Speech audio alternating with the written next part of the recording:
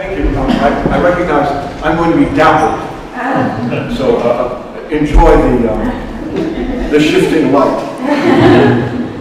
It's a great pleasure to be here, especially to talk about a subject that holds such interest to all of you, and to do so before some dear and wonderful old friends and some new ones in the making. In particular, I'd like to thank Emanuela for her welcome invitation, her unfailing patience, generosity, and efficiency. We are in excellent hands.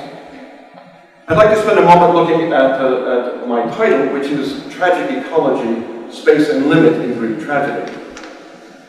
Ecology, at least, has a good Greek sound to it, logoi about the oikos, words about dwelling or household. Or more generously, the study of our oikos, our habitation. However, oikologos never occurs in ancient Greek.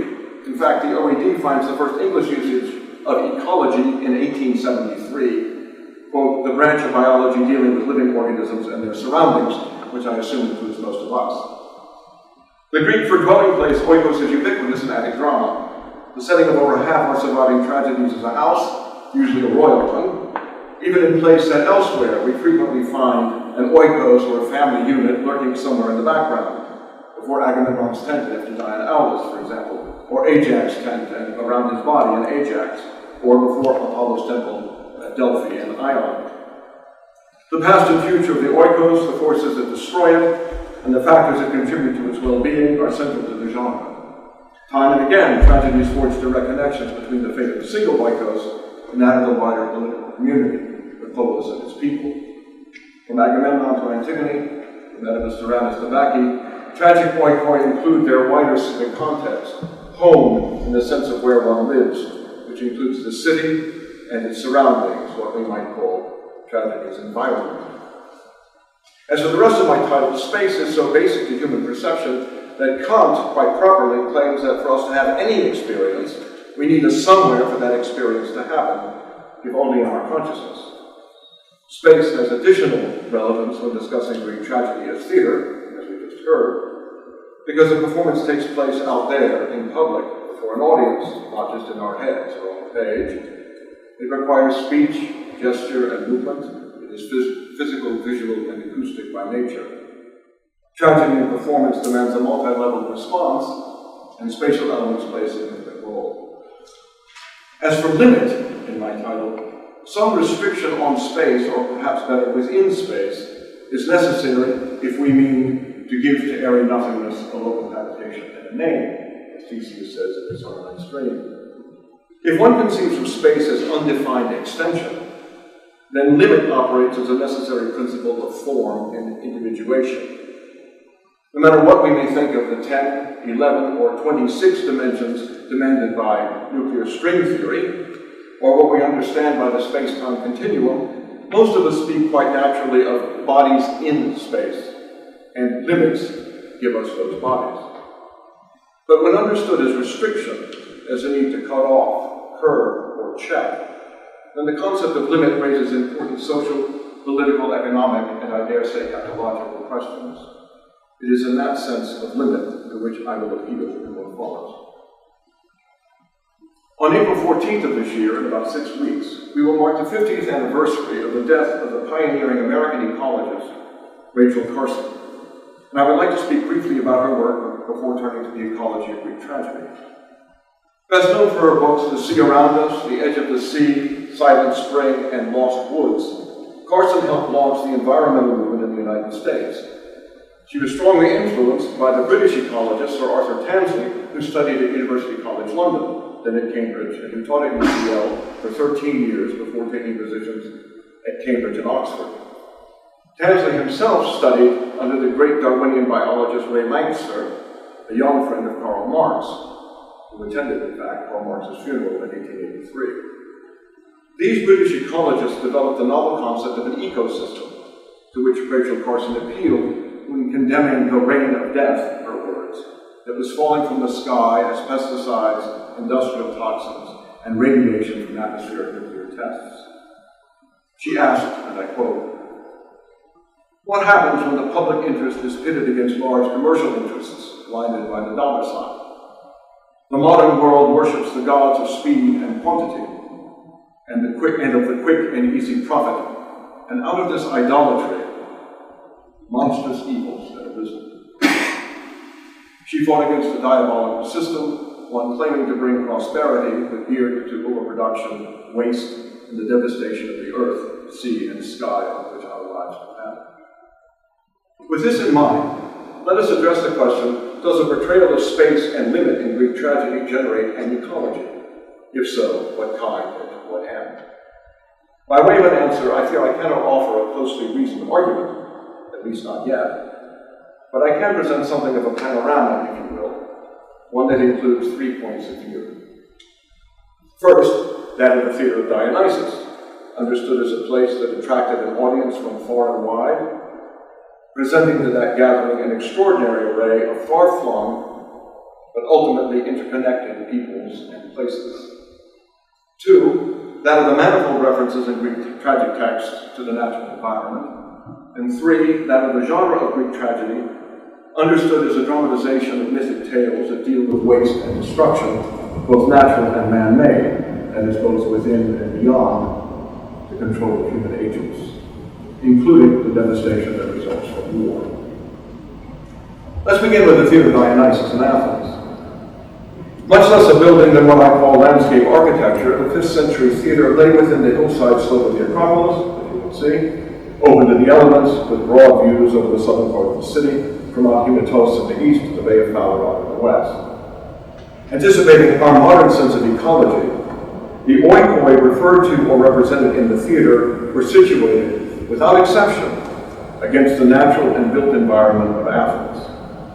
From there, audiences gathered, as well as from further afield, where the city Dionysia took place after the winter storms at sea and before the traditional season for military campaigns. Rather than simply a place of seeing, as many theorists like to insist, the theater of Dionysus in Athens was also a place that audiences moved to and departed from, aware of the terrain and the journey.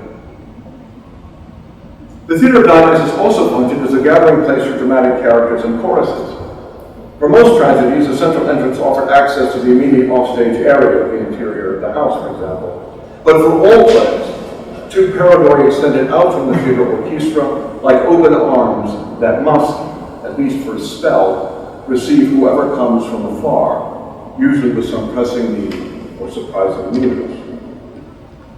Down those passageways, the audience saw suppliants coming, ostensibly, from Thebes to Athens, that was at Colonus, from Egypt to Argos, east of the Suplices, from Argos to Eleusis, Euripides' Suplices, from Argos to Marathon, Heraclida. They saw choruses that would come from Calchas to Aulis, Iphigenia and Aulis, from Asia to Thebes, the Bacchae, from Athens to Delphi, Ion, from Sparta via Aulis to the Crimea, Iphigenia among the Taurians, from Sparta to Egypt, Helen, from Skyros to Lemnos and then off to Troy, Philippides, from Tyre all the way to Delphi but detained in Thebes, the Phoenici. A chorus of Furies come from who knows where, to Delphi, then to the Athenian Acropolis, then to the Areopagus and Eumenides.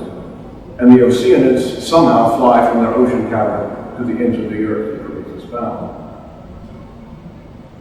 Messengers endure some hard traveling too.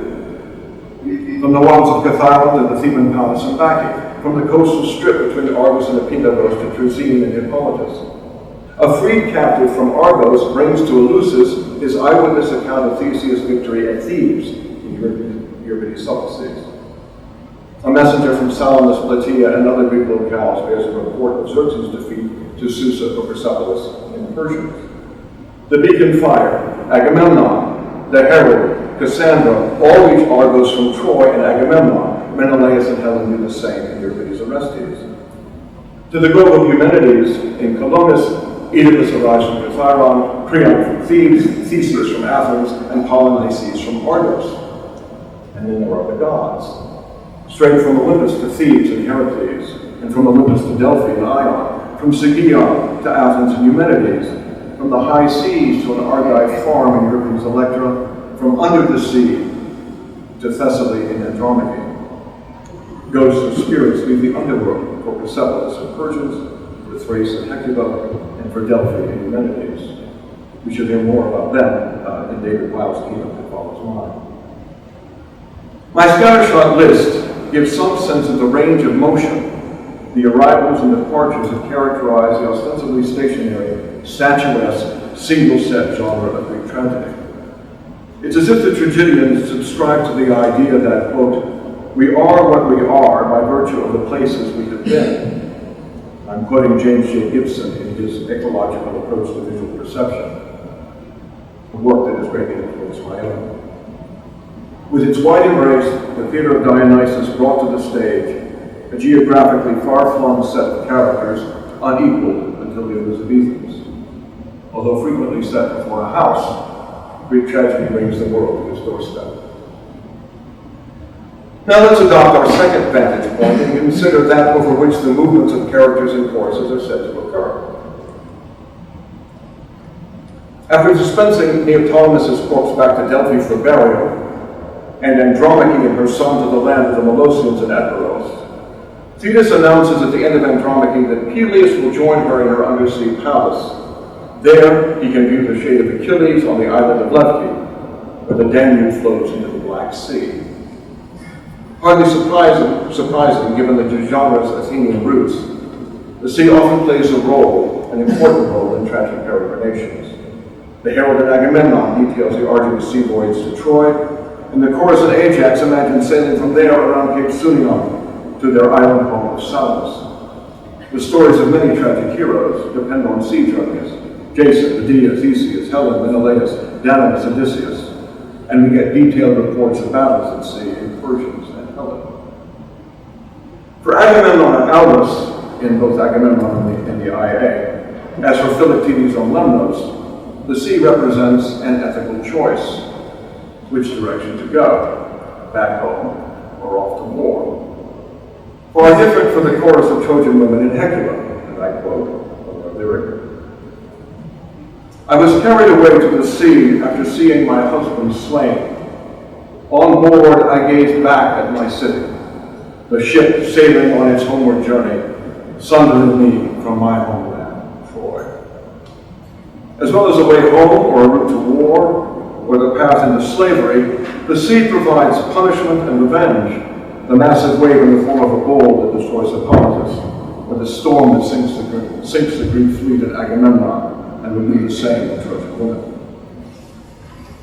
At dawn we saw the water flower with corpses, the herald laments in Agamemnon. Both there and with the casualties that Salamis described in Persians, we assume that those bodies, not recovered for burial, sank into a sea capacious enough to encompass their number. Luring her husband down the tapestries, Clytemnestra also invokes the sea as endlessly capacious. But she refers to the costly textile dyes drawn from squid, octopus, and other marine life. There is a sea. Who could drain it dry? It breeds these dyes of bread and endlessly renews all we take from it. By the grace of God, our household stores of these sea-dyed robes equal to silver. It does not know how to be poor. But if an oracle had commanded it, I would lay out all the bounty of the house to be trampled, weaving the strands that bring this life home. Clytemnestra does not imply that she can exhaust the sea, or that wasting the dyed wealth of the house threatens such an outcome. But her speech does promote the dangerous notion that humans cannot hurt the natural world, that its resources are endless and renewable.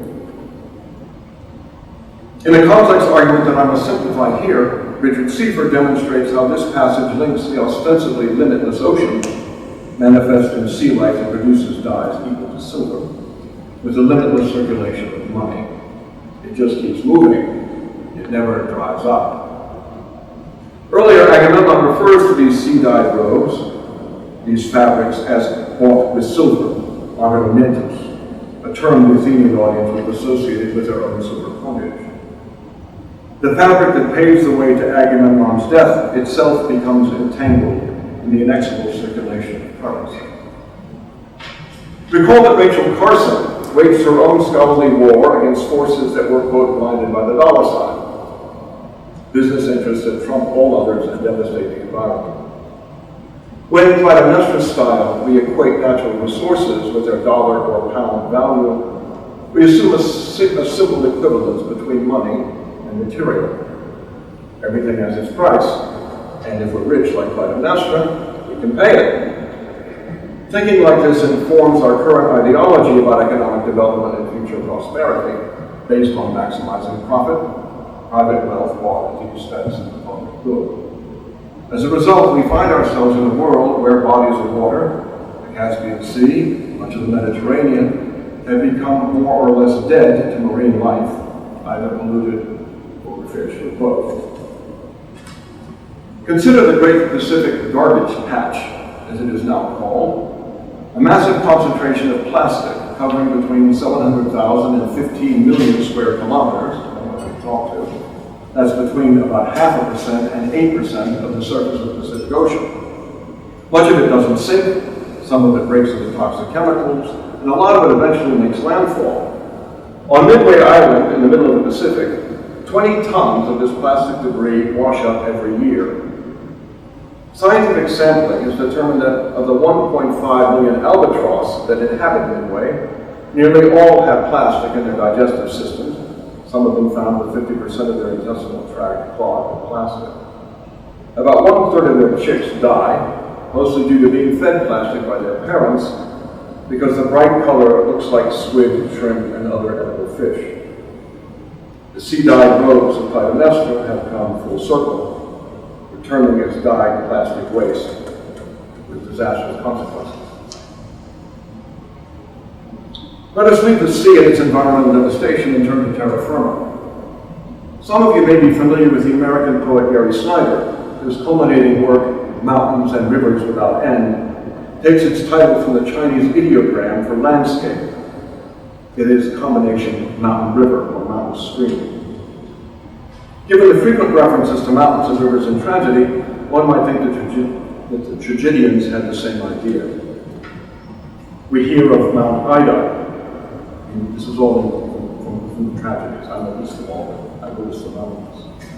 We hear of Mount Ida, Mount Etna, Mount Kithairon, Hematos, Parnassus, Olympus, Nyssa, Mount Helicon and Mount Asapion in Boeotia, Pelion in Thessaly, Ida in northern Phocis, the mountains of Phrygia, the Molossian Mountains, Mount Tmolus in Asia Minor, the Atlas Mountains in North Africa, the Caucasus Range, Mount Athos, Mount Hermaion on Lemnos, Mount Canaion in Evia, Mount Arachnium near Epidavros, Mount Selene in Arcadia, the mountains of Lycia, the Mount Artemis, the Kintian hills on Delos, the mountain ridges of Dodona, the Pindus mountain range, Mount Pangaean in Edonia, the Bibline mountains in Africa from which the Nile flows, and so on. As for rivers, they flow around and through Greek tragedy, some of them multiple times. The Esopus in Boeotia, the Simois and Scamander in Troy, the Tantalus and the Argolid, Inachus and Argos and Evrotos in Sparta, the Ismenus and Dirce in Thebes, the Axius, Lydius, Hebros and Strymon rivers in Macedonia and Thrace, the Epidanos and Pineus in Thessaly, the Achelous in western Greece, the Anaros flowing from Mount Pelion and the rivers Sperchios and Maus, Acheron and Epiros, the Pactolus in Lydia, the Castilian spring near Delphi, the Lycian spring on Lemnos, the Pyrenean spring in Corinth, the spring in the Vales of Ida, where Paris gave the judgment to the goddesses, the waters of Lorna, the Kerchnia River, the Hybristus with its source in the Caucasus, the Alpheus near Olympia, the Plestus that runs below Delphi, the Triton in Libya, the Evenus that flows down Mount Ida, the Kephissus, Ilissus, and Eridanus in Attica, the Crathus in Arcadia, the Halys in Libya, Ethiopia, and Nile rivers in Egypt. In Greek tragedy, these mountains and rivers without end promoted productive human activity far more than scenic delights. But even considering the agricultural basis of the ancient Greek economy, I am amazed at how many references we find in tragedy to agriculture and animal husbandry, where mountainsides provide pasture and rivers make the land fertile. In Prometheus Mound, Io travels, quote, across the mountains of the Ciliciums and the Pamphylians, speeding over the ever-flowing rivers and the deep, rich earth that teems with wheat. In the seventh, The chorus sing of the delightful plot of earth, the deep soiled land fed by Dirce's waters. In Euripides' Suppliant Women, Aethra comes to the temple of Demeter in Eleusis to celebrate the Protorosia, the sacrifice undertaken before the fall plowing and sowing. Euripides' Electra takes place before a struggling rural farm, where Electra's erstwhile husband ends his prologue with words that many a farmer might echo. At daybreak I will take the oxen to the fields and sow my crops. Prayers to the gods can fill your mouth, but it's work fills your stomach. Later, Electra sends him to fetch the old tutor of Orestes, who's been cast out of the city and pastures sheep near the Tantalus River, which divides the Argonid from Sparta. The tutor arrives with the products of his land and labor, a lamb, cheese, and wine, on which they plan to feast. Other herders in tragedy include the god Apollo and Alcestis, who tended Venus' cattle, the two shepherds at Bacchae, who witnessed marvels on Mount Kithairon, and Paris on Mount Ida. The half-heifer Io escapes the 100 watchful eyes of the cowherd Argus in Prometheus Bound. The Danaans and Eastern suppliants compare themselves to heifers chased by mountain wolves, lowing to let the herdsmen know of their plight. The heralded Agamemnon likens the god who unleashed the storm to the storm against the Greeks, who at his lines. The herald compares the gods who launched the storm to a shepherd turned betrayer. After the murder of Laius and Oedipus Tyrannus, the sole survivor of his company asks to be sent back to the fields and sheep pastures far from the site of the city. Summoned back to the palace, the shepherd meets his Corinthian counterpart, who reminds him that many years before, they attended their respective herds together on Kithairon, practicing transhumance, the seasonal movement of livestock between upland and lowland pasture. Kithairon also provides for the pasturing herds of cattle in the Bacchae. In Aeschylus' Supplices, the chorus sing of sheep pasturing Phrygia, and in Sophocles' Electra of Chrysa's cattle pasturing coast. In Trachiniae, Lycus addresses a crowd in the meadow where the cattle graze in summer. Orestes slaughters Aegisthus and the usurper's horse pastures in Euripides' Electra. The messenger in Andromache offers sheep raised in the grasslands of Mount Parnassus to Apollo at Delphi. Tragedy describes many an instance of the land, rivers, and mountain slopes providing food and sustenance for humans in a sustainable cycle of fertility, growth, and harvest. We should recall that 5th century Athenians ate little meat, and when they did, they usually connected animal slaughter with a sacrificial offering to the gods. Conveniently, the Olympic deities craved only the smoke of burning fat, which left the meat for human consumption. As a vegetarian for over 40 years, I find this two birds with one stone approach rather appealing, as well as the hands-on nature of animal rearing and slaughter, certainly compared to what we have now. In my country, the factory farm system constitutes nothing short of animal torture. Animals force-fed until they can barely walk, and kept in horrific proximity such that almost all insemination is done artificially for fear of spreading disease via actual animal intercourse. Even if one doesn't care about animal rights, the environmental consequences of industrial-scale animal production should give one pause. The globe's 1.4 billion cattle generate massive quantities of methane, a gas that contributes 23 times more towards global warming than the comparable quantity of carbon dioxide. The humongous feedlots in the U.S. accumulate a disgusting mess of toxic waste, which leaches into the groundwater. We're only beginning to confront the medical fallout resulting from the fact that 80% of antibiotics consumed in the United States are used for livestock production, to increase growth, to slow the spread of disease in overloaded feedlots, and to treat the ulcers, particularly liver abscesses, that develop in beef, cattle, fat, milk, and corn, which their stomachs are not made to digest, rather than grass-fed, which their digestive systems handle quite nicely. Scientists believe that the growing effectiveness of antibiotics in treating tuberculosis and other human illnesses arises in large part from their overuse on livestock. And we've all heard about mad cow disease, the bird flu virus, another virulent animal pathogen that seemed to spread to humans, most likely due to what animals are fed, the unnatural proximity in which they are raised, transported, and butchered. Well, in addition to featuring healthier approaches to agriculture, animal husbandry, and land usage, tragedy also provides examples of workable land deliberately removed from such activities, the ancient equivalent, perhaps, of a wilderness area in a national park. Hippolytus describes such a place, the Temenos of Artemis and Pisine.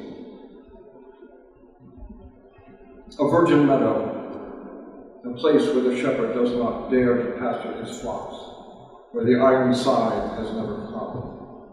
No, it is virginal, this meadow, where the bees pass through in spring. Reverence and respect tend to it, with cruel river water.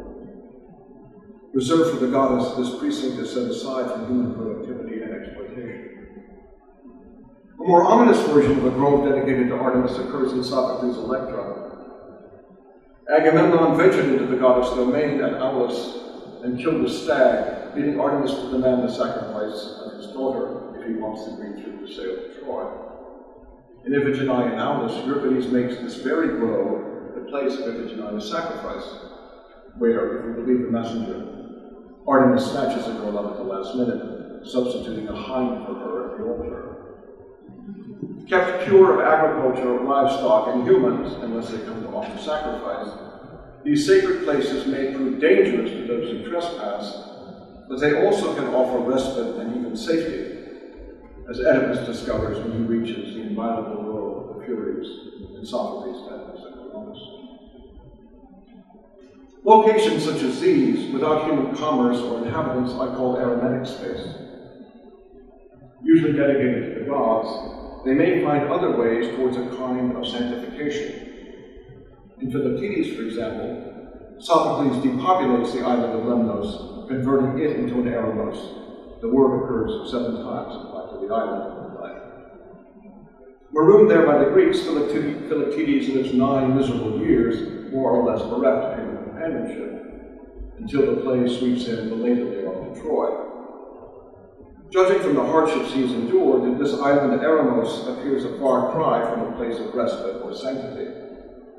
And yet, as John Jones noted many years ago, the play reveals, quote, the full interdependence of man and place, suggested at the outset of the play by Philoctetes' cave dwelling, his mattress of leaves, and his rough human wooden cup. Near the end of the play, Philoctetes bids farewell to his island, addressing it as, quote, a divine power, as Jebb put it in his commentary. Philoctetes' invocation of Lemnos represents a radical shift in perspective, a belated appreciation of what the island has offered him. As I depart, let me call upon the land. Farewell, home, which shared my lonely watch, and water nymphs of the lush meadows, and the deep sound of the sea beating on the rocks, where often my face was drenched inside my cave by the battering winds. And often Mount Hermione sent back to me a groan echoing my own as the storm raged. But now, Lycian freshwater springs, I am leaving. Far from romanticizing Lemnos, Philoctetes nonetheless recognizes a profound and personal connection with the land that has been his home. We may contrast his awareness to that of Odysseus, who holds an exploitative, instrumental, and I dare say destructive worldview geared toward the sack of Troy, a world to which we now turn as we adopt our final point of view, that of tragic waste and destruction. The devastation of war based on territorial expansion emerges with extraordinary power in East Coast Persians, when the havoc wreaked by the invaders comes back to destroy them. As the ghost of Darius says of his son's expedition against Greece, quote, doing evil, they suffer evil in return, in no less measure. The climate, geography, and terrain of Greece play their part in dealing out retributive justice against Xerxes, who aggressively transgresses accepted limits of territory and culture. The Persian herald blames in part the hostile Greek soil of the Persian defeat, a view seconded by Darius. Quote, "The land of the Greeks is their ally." Over the past 150 years, the British, Russian, and American military have learned something about that in their various military adventures in Afghanistan. Let's look briefly at two other examples of tragic waste and violence which extend from the domestic and political realm to threaten the natural environment and its potential for abundance. Aeschylus Oresteia and Sophocles' Antigone. In Agamemnon, the omen sent by Zeus at Aulis, indicating Greek success, turns bad when the eagles swoop down and feed on a pregnant hare. Now, in the normal course of events, we might assume that the predatory instincts of raptors would not arouse Artemis' anger. However, linked to the impending war, their feasting unleashes fatal consequences on the purported beneficiaries of the omen. Agamemnon sacrifices his daughter, urns stuffed with ashes of the dead make their way back to Greece. The storm destroys the fleet on its way home. Agamemnon is murdered in his bath. Clytemnestra utters her own warning to the victorious Greeks. They must honor the gods of the city and spare the temples, or those who plunder will be plundered in turn. Let no passion make them ravage what they should not, conquered by what they have won. We hear first-person accounts of these very actions from the herald. Digging up the soil of Troy, Agamemnon worked it with the pickaxe of Zeus. Altars smashed, temples rubble, the seed of the land destroyed. Aeschylus converts the preparation of the earth for planting into an image for the sowing of destruction, ravaging both the city's monuments and its fertile land. On his arrival home, Agamemnon confirms the peril's account. The beast of Argos ground that city to dust. Shield-bearing young of a wooden horse timed their birth to the setting stars. A lion leapt the walls and gorged itself on a frightened city, lapping up the blood of kings. An image of fertility linked to destruction, the Trojan horse brings forth bloodthirsty soldiers hidden within its womb. After Agamemnon's murder, Clytemnestra reminds the chorus that her husband killed Iphigenia with no more thought than if he were slaying a lamb culled from a large herd of sheep. This comparison lends retrospective irony to her greeting of her husband as, among other things, sheepdog of the flock. Once again in the play, we find the shepherd turned betrayer. When she rejoices over Agamemnon's corpse, Clytemnestra directly links his murder to the natural world. Life gushes from him in spurts, spattering me with drops of blood, and I rejoice as spring seeds in the pangs of birth drink the God-sent rain and burst into life.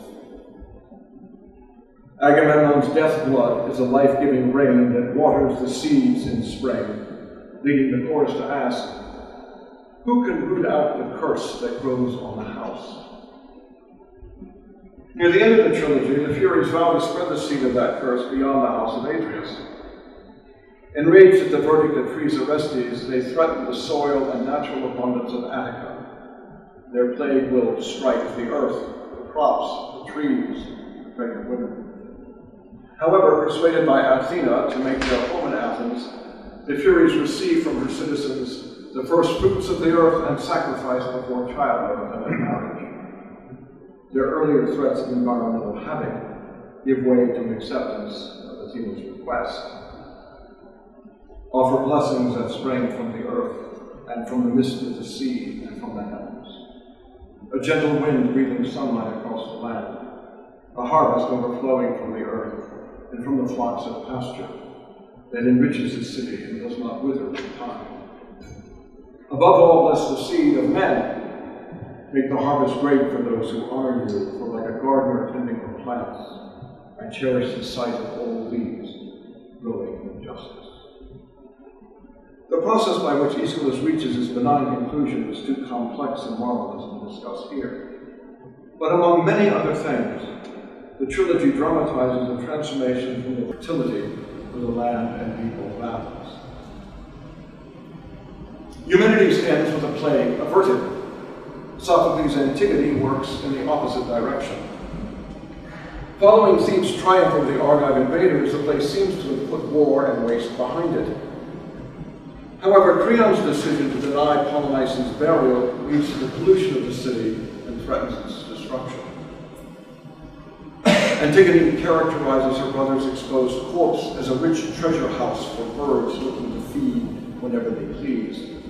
She anticipates Creon's proclamation that the corpse stay unburied for birds and dogs to devour and savage. After removing the dust that has been scattered over the corpse, as if by someone trying to avoid pollution, agos, the body rots in the sun and the stench spreads. Blooded on Polynices' corpse, birds scream incoherently, and the prophet Tiresias can make no sense of their cries. The city's altars refuse to burn, polluted by the carrion of the exposed corpse dropped from the sky. Concerned about the consequences of burying Antigone alive, Creon decides to provide for the entombed girl enough food to avoid pollution, agos, so that the entire city can escape defilement. When confronted with Tiresias' account of citywide miasma, however, Creon denies that humans can ever defile the gods, making nonsense of the concept of pollution he previously entertained. You will not hide him in a grave. Even if the eagles of Zeus were to seize his body and bring the carrion up to the god's throne, don't try to frighten me with fear of pollution, as if that would change my mind. I know full well that no human has the power to pollute the gods. As Martin Kropp observes, nature itself rebels against the unnatural exposure of the corpse, polluting the city and disrupting its religious processes. Antigone's rebellion is virtually a part of the rebellion of nature. The relationship between the Greek gods and the forces of nature is complex, but suffice it to say that the gods in tragedy work through the phenomenal world in a manner that eventually manifests itself for humans to see. Antigone gives the lie to the notion that humans operate independently of the natural world, or that we can pollute locally without worrying about that pollution spreading. Think Chernobyl and Fukushima, or think of the nuclear waste from such reactors with deadly half-lives of over 1,000 years, or the toxic waste from factories that despoils the water, as happened last month in West Virginia, depriving 300,000 people of water safe enough to drink or even washing. Rachel Carson would not be surprised. We release toxicity at our peril, and we should be extremely dubious of claims that it is all under control or that it will have no significant harmful impact. The Creons of the world assure us that we cannot live without progress, of which these mishaps are viewed as minor side effects, while environmentalists insist that this is the kind of progress we cannot survive. I have presented a brief survey of what I call the ecology of Greek tragedy. The theater of Dionysus embraced the city and the natural world, with the audience alive to the land, sea, and elements on which they depended. Time and again, the plays refer to peoples and places far beyond Athens and far beyond where the individual plays are set. Between their arrivals and departures, characters and choruses evoke these distant places. In their descriptions, the sea and land, mountains and rivers, fields and pastures, crops and livestock emerge as part and parcel of the tragic world. The waste of war, greed, pollution, and plague arise, often, if not always, from human failure to perceive appropriate limits on where to go and for what end. As I bring my observations to a close, let me linger a moment on the tragic in the tragic ecology of my title. In addition to the individual plays to which I've referred, the word also suggests inevitability, something inexorably built into the system, inescapable, full of pain and suffering. At work in the idea of the tragic, we may find the indomitable power of the gods and the even greater power of fate, to which the gods themselves may be subject. The tragedy also involves human error, insight, ignorance, nobility, foolhardiness, fear, vulnerability, hunger for power, political resistance, cruelty, and courage. Here, I would like to think the word tragic operates as a provocation to knowledge about human agency and its limits, than as an assertion of the unchangeability of the world and the dominance of the powers that be. In our case, the gods are quick and easy, and even slow and dirty profit. We may ask, is human history tragic, inevitable, preordained? Or as the late and sorely missed Seamus Heaney put it in the closing lines of Cure of Troy, can we find in the lessons of Greek tragedy a place where hope and history rhyme? If the panorama I've offered you has merit, then in the struggle to save life on our beleaguered planet, we have an ally in the ecology of Greek tragedy.